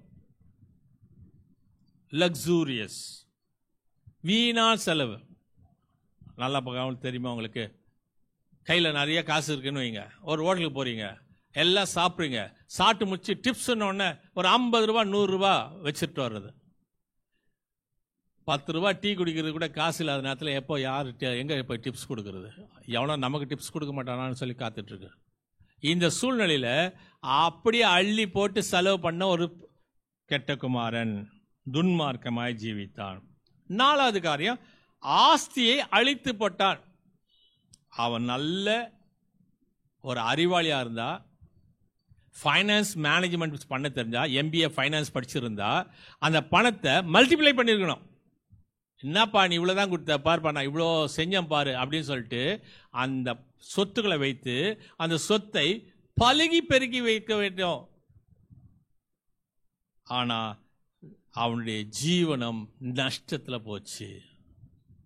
ப்ராப்பர் மேனேஜ்மெண்ட் இல்லை, மணி மேனேஜ்மெண்ட் இல்லை. 5வது காரியம், குடியானவனிடத்தில் போய் வேலைக்கு சேர்ந்தான்.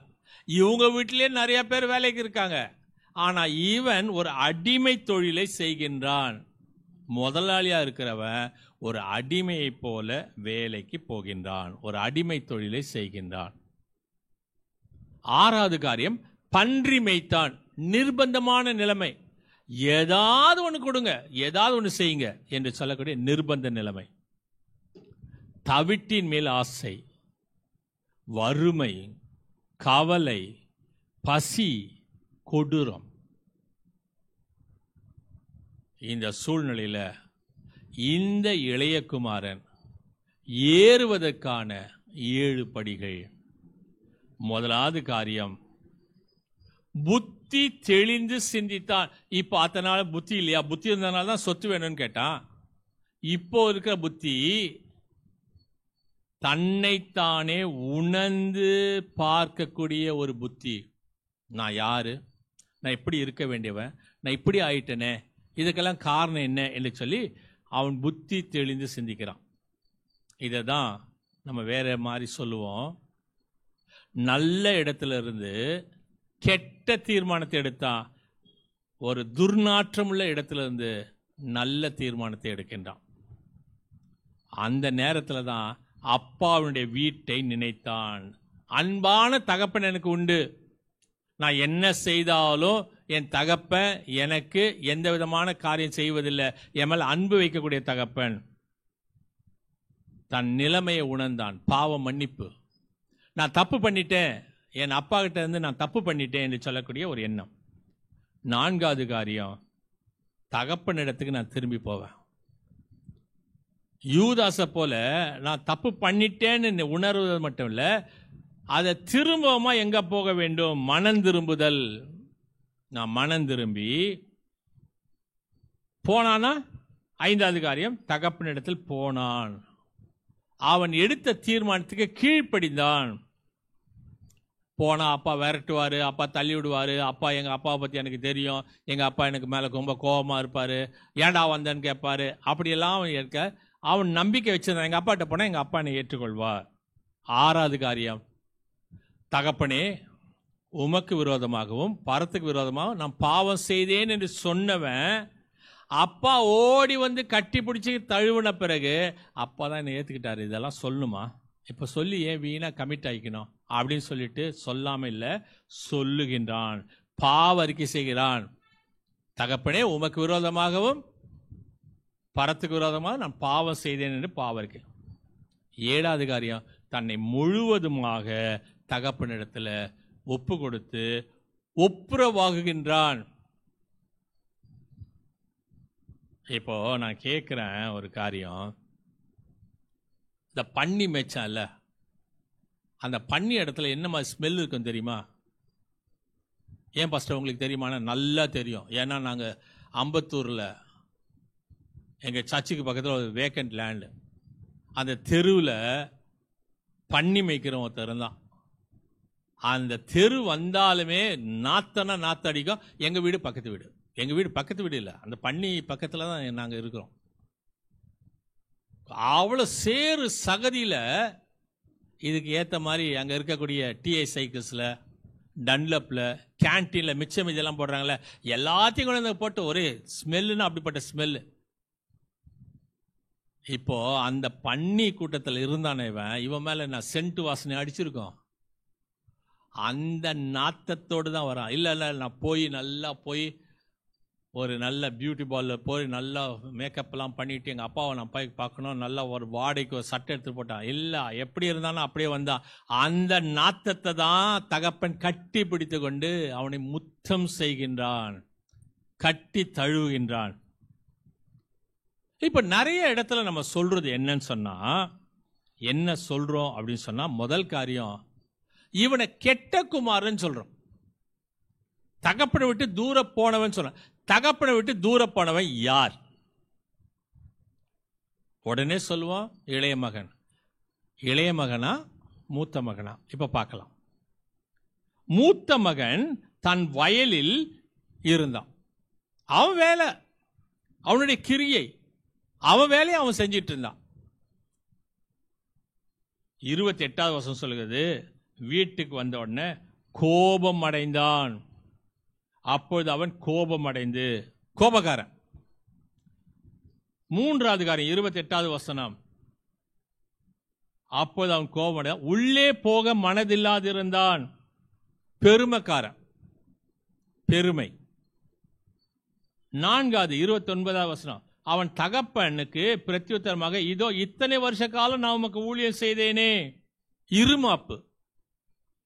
நிறைய நேரத்தில் எனக்கு கூட அது வரும், ஆண்டவரே இத்தனை வருஷம் நான் ஊழியம் செய்கிறேனே, எனக்கு ஏன் இந்த வியாதிகள், ஏன் இத்தனை பிரச்சனைகள், ஏன் இத்தனை அவமானங்கள், ஏன் இத்தனை நிந்தனைகள்? இருமாப்பு. 5வது காரியம் 29வது வசனம், அவன் சொல்ற ஒரு காரியம், அவன் தகப்பனுக்கு பிரத்யுத்தரமாக, இதோ இத்தனை வருஷ காலம் உங்க ஊழியம் செய்து ஒரு காலம் உடைய கற்பனை மீறாதிருந்தோம். நான் மீறவே இல்லை. நீ என்ன இந்த கிழிச்ச கோட்டை கூட தாண்டாதனா தாண்டாம அங்கேயே காலில இருந்து சாயங்காலம் வைக்க கூட நின்று இருக்க. அப்படிப்பட்ட நான் என் சிநேகிதரோடு நான் சந்தோஷமா இருக்கும்படி நீ ஆட்டுக்குட்டியாகலே எனக்கு கொடுத்தியா? என் ஃப்ரெண்ட்ஸ், எனக்கும் ஃப்ரெண்ட்ஸ் எல்லாம் இருக்காங்கல்ல, டேய் வாடா எல்லாம் சாப்பிடலான்னு சொல்லிட்டு ஒரு ஆட்டுக்குட்டி அடிச்சு ஒரு விருந்து கொடுத்தியா? ஆடம்பர பிரியன், ஆடம்பரமா இருக்கணும்னு நினைச்சான். 29வது வசனம், எனக்கு ஒரு ஆட்டுக்குட்டி கூட கொடுக்கல. அவனுக்கு என்னடானாக்கா சொத்தையும் பிரிச்சுட்டு போட்டான். இப்ப கொழுத்த கன்று வர அடிச்சிருக்க. இது மூல மொழிபெயர்ப்பில் எப்படி இருக்குன்னா, கொழுக்க வைக்கப்பட்ட கன்று. இதுக்குன்னே விருந்துக்காகவே வீட்டில் சில கன்றுகளை நல்லா கொழுக்க வைக்கிறதுக்கு நல்லா தீனி போட்டு வளர்ப்பாங்க. அப்படிப்பட்ட கொழுக்க வைக்கப்பட்ட கன்று. 30வது வசனம் சொல்லுகிறது, உம்முடைய குமாரன், உம்முடைய குமாரன். அப்பா சொல்றாரு உன்னுடைய சகோதரன், ஆனா இவன் சொல்றான் உம்முடைய குமாரன். பொறாம. இதுதான் தகப்பனை விட்டு இவன் காணாமல் போனானா இல்ல இளையவன் காணாமல் போனான். இதை பொதுவா சொல்லணும்னா, மூத்த குமாரன் அன்பற்றவன், சகோதர பாசமற்றவன், பண ஆசைக்காரன், பொறாமைக்காரன், தகப்பனுடைய அழைப்பை அசட்டை பண்ணினவன், சுயநீதிக்காரன், பரிசேயனை போல, அவனை போல இல்லை இவனை போல இல்லைன்னு சொல்றான்ல, அதை போல பந்தியில் பங்கு பெற விருப்பம் இல்லாதவன், கோபமாய் போய்விட்டான். இதை நம்ம உணரணும். என் பாவத்தை நான் உணரணும், என் பாவத்தை நான் அறிக்கை செய்யணும், நான் மன்னிப்பினுடைய நிச்சயத்தை பெற்றுக்கொள்ளணும். உபாகமம் புத்தகம் 1 அதிகாரம் 41 வசனத்தில் வாசிக்கும் போது, இஸ்ரவேல் பாவறிக்கை செய்தாங்க, ஆனா மனம் திரும்பல, உதட்டளவுல தான் இருந்துச்சு. யாத்ரா புத்தகம் 9வது அதிகாரம் 27-35 வசனத்தை வாசித்தா, பார்வோன் நான் இந்த முறையும் பாவம் செய்தேன் என்று அறிக்கை செய்தான், ஆனா இருதயம் கடினப்பட்டது. என்னாகும் புத்தகம் 22வது அதிகாரம் 30வது வசனத்துல, பீலேயாம் பாவறிக்கை செய்தான், ஆனா மனம் திரும்பல.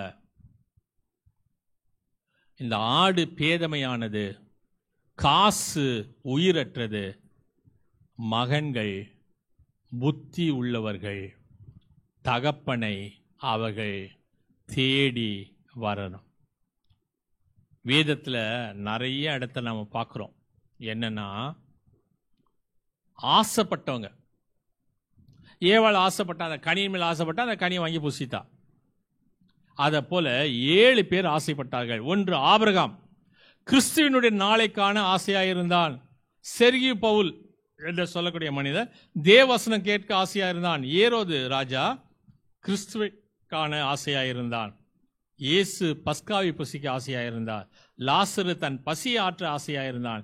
கெட்ட குமாரன் தவிடு தின்க ஆசையாயிருந்தான். பவுல் கிறிஸ்துவுடனே கூட இருக்க ஆசையாயிருந்தான். தங்களுடைய ஆசை நிறைவேறாதவர்கள் ஏசா, மல்கியா தீர்க்கதரிசன புத்தகம் 1 அதிகாரம் 2-4 வசனத்தை வாசித்தா, நான் ஏசாவை வெறுத்தேன், யாக்கோபை சேர்த்து கொண்டேன் என்று கர்த்தர் சொல்கிறார். பீலேயாமுடைய ஆசை நிறைவேறவில்லை, யோனத்தானுடைய ஆசை நிறைவேறவில்லை, அதோனியாவுடைய ஆசை நிறைவேறவில்லை, அப்சலோமுடைய ஆசை நிறைவேறவில்லை, ரூப் காத் மனாசே என்பவர்களுடைய ஆசைகள் நிறைவேறவில்லை, பாகால் தீர்க்கதரிசிகளுடைய ஆசைகள் நிறைவேறவில்லை. ஒரு மனுஷன் நன்றாய் விளைந்தது, என் ஆத்துமாவை புசித்து குடித்து பூரிப்பாயிரு, நிறையா சேர்த்து வச்சுட்டேன்னு சொன்னானே, அந்த ஐஸ்வர்யனுடைய ஆசை நிறைவேறவில்லை.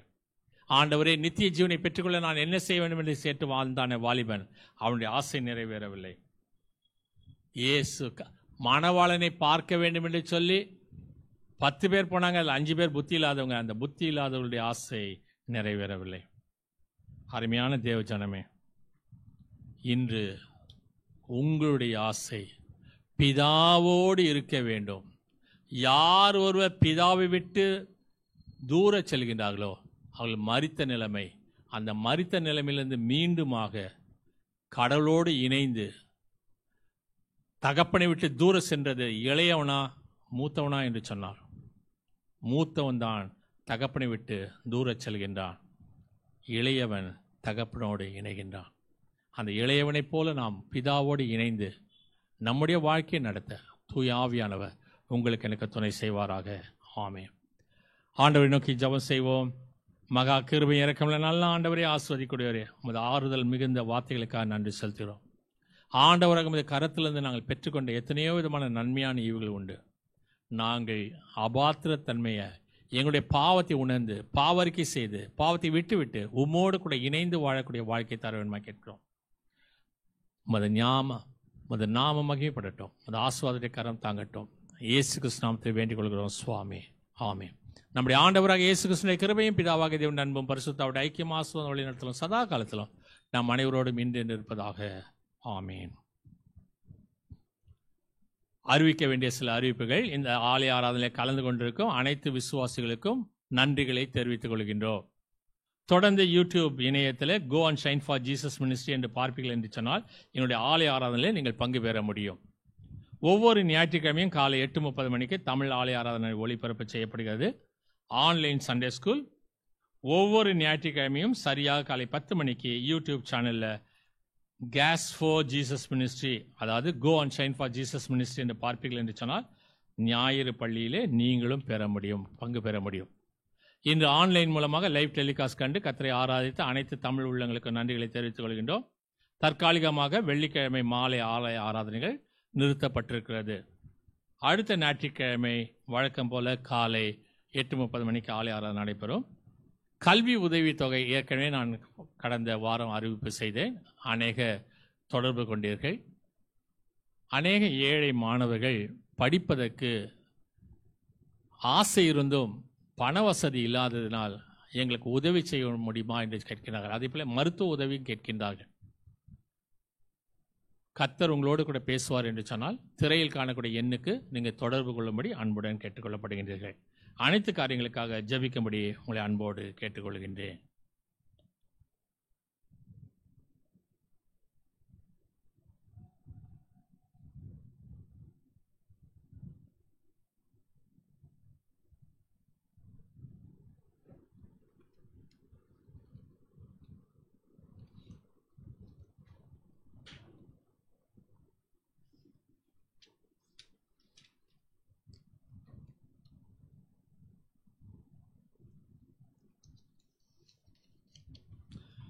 மீண்டுமாக கர்த்தருடைய பரிசுத்த நாமத்திற்கு மகிமை உண்டாக.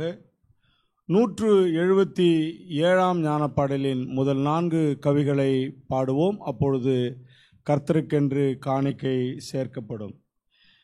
இரக்கம் பெற்றேன் கர்த்தராலே, இதற்கு நான் எம்மாத்திரம். எதிர்த்தேனே அகந்தையாலே, நான் மீட்கப்பட்டது அற்புதம். அத்தாலே பூரித்தடியேன், இரக்கத்தை புகழுவேன்.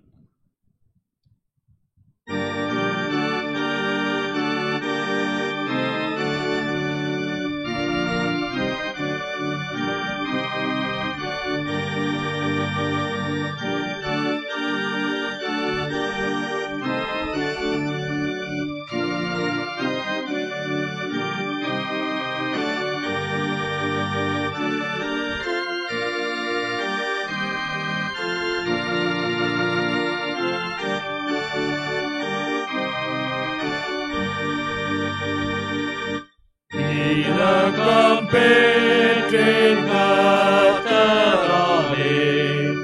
இதற்கு நான் ஏமாத்திரம்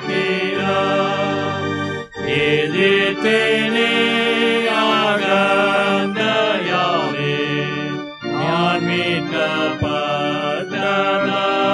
போதும் ஆத்தாரே போரே தாடியே இரக்கத்தாய் புகழுவே. முன்னே நான் போவதற்காக நின்றேனே போதும் சுதனின் ரத்தத்தால் அன்பாக ஒப்புரவாக்கப்பட்டவர் இப்பாக்கியத்தை எனக்கு இரக்கமே அளித்தது. உலகத்தாருக்கு முன்பாக இதயாவே கைப்பானுவே, இரக்கமொன்றை நீக்கமாக என் நெஞ்சில் வைத்து யோசிப்பேன். பணிந்து காணி கூறுவே, இரக்கத்தை புகழுவே.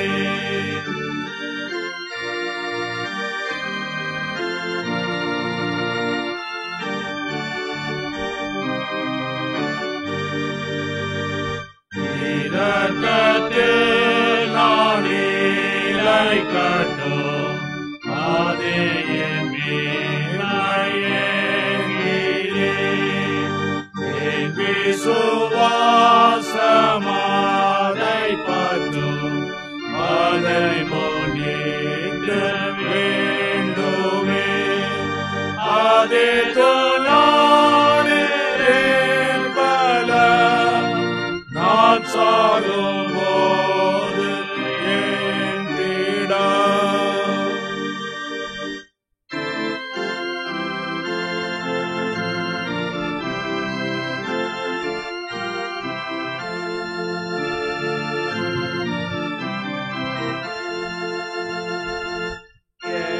என்னை சுவாமி உமக்கே இவாய் மாடைக்கிறேன். நீரிந்த காணி காயாயின் கேட்கிறேன் அறிவேன். கேட்கிறேன் அறிவேன். என் மாதாதே மோனே ஜாய்தா நீ கடனாய்த்தே, வேறெங்கமே சுகப்பட மாட்டாயே என்கிறேன், மாட்டாயே என்கிறேன். அப்பானே ராதாய் நாயவாய் ஆகேகாரேகாவோ, நானாதாயவானமாய் தாதே நான் பாயிரோ, தாதே நான் பாயிரோ. கிருபையும் இரக்கமுள்ள நல்ல ஆண்டவரே, ஆசீர்வதிக்கக்கூடியவரே, இம்மட்டுமாய் எங்களுக்கு உதவி செய்து ஆண்டவராக உமது கரிசனை உள்ள அன்புக்காக நன்றி செலுத்துகின்றோம். உமது கரத்திலிருந்து பெற்றுக்கொண்டதே நன்றியுள்ள இருதயத்தோடு காணிக்கைகளாக படைக்கிறோம். ஆண்டவராக நீதாம் இந்த காணிக்கைகளையும் படைத்தருடைய அருமையான மக்களுடைய இருதயத்துடைய விருப்பங்களை என்னை ஏற்றுக்கொண்டு ஆசீர்வதித்து வழிநடத்துமாய் நான் இயேசு கிறிஸ்துவின் பாதம் கெஞ்சி மன்றாடுகிறோம் சுவாமி, ஆமீன். தொடர்ந்து நாம் ஆண்டவரை நோக்கி நாம் ஜெபம் செய்வோம்.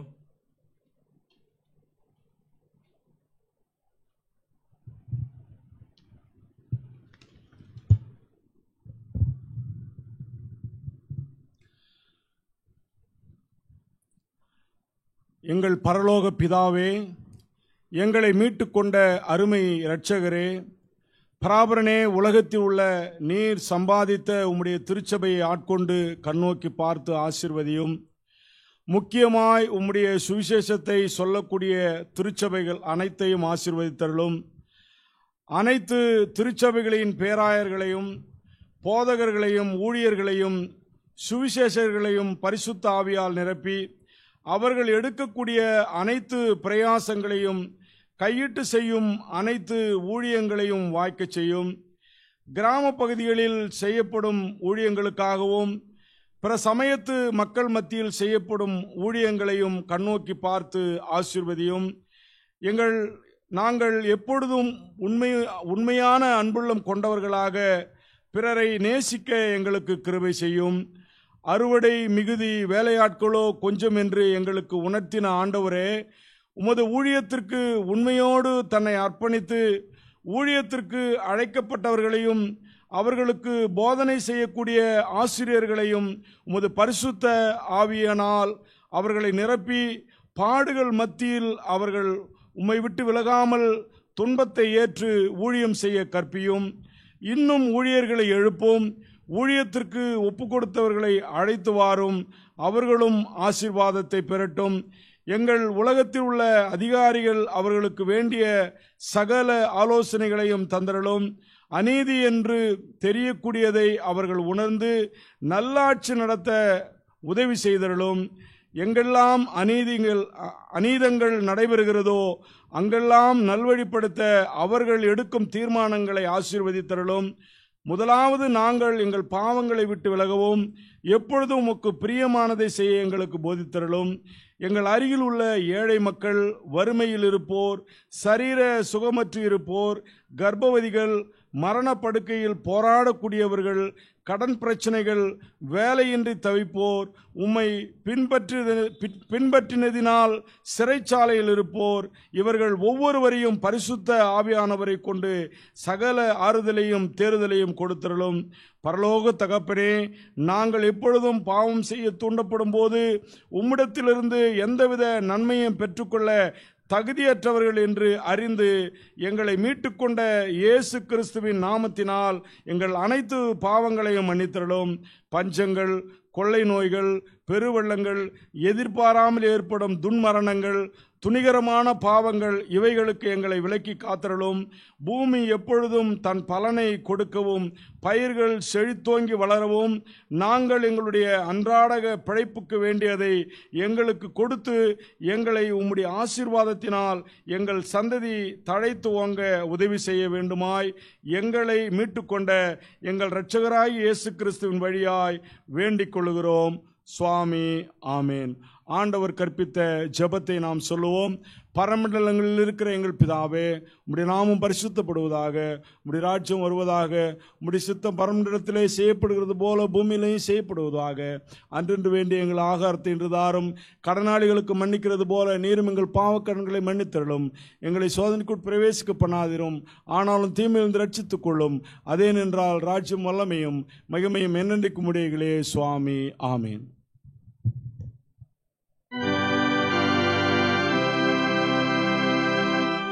கர்த்தரானவர் உங்களோடு இருப்பாராக.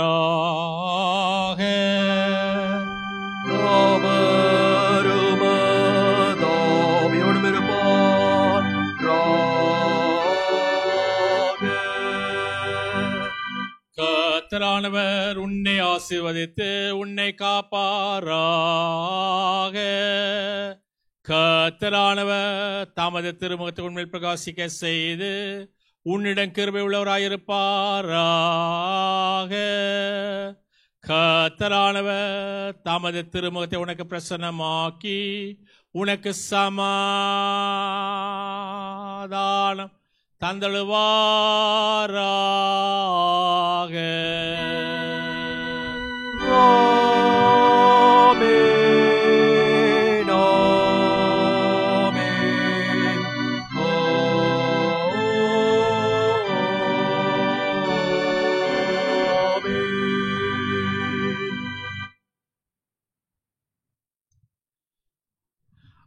ஆராதனையின் நிறைவு பாடலாக 387 ஞான பாடலின் 1, 6 கவிகளை நாம் பாடுவோம். என்னாலும் கிறிஸ்தோர் எல்லாரும் நேசத்தால் அன்பாக சேரும் நேரம் இன்பம் பெருகிடும். ஒன்றான தேவனாம் விண்ணாலும் ராஜனார் தன் மகிமை கொண்டங்கே தான் வந்தேன் என்று தங்குவார்.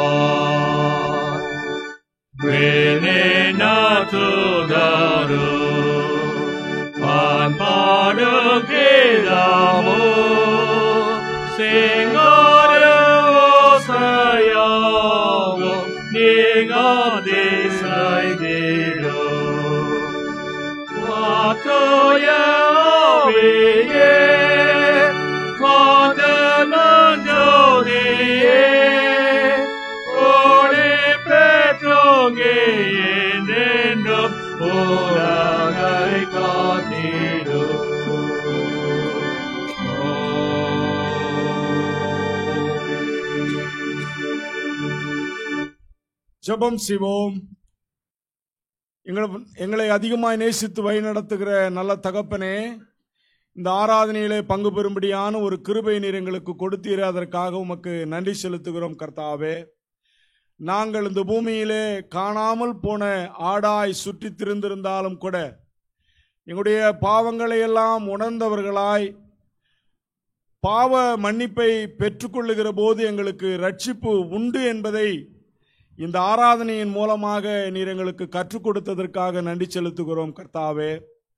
மனம் திரும்புகிற ஒரு பாவி நிமித்தம் உம்முடைய சமூகத்தில் மிகுந்த சந்தோஷம் உண்டாயிருக்கிறது என்று வேதம் சொல்லுகிற வண்ணமாய் கர்த்தாவே, பாவிகளாய் நாங்கள் வாழாமல் மனம் திரும்புகிற உம்முடைய பிள்ளைகளாய் வாழ்ந்து 2ஆம் வருகையிலே நாங்களும் கலந்து கொள்ள நீர் கிருபை செய்தலும்.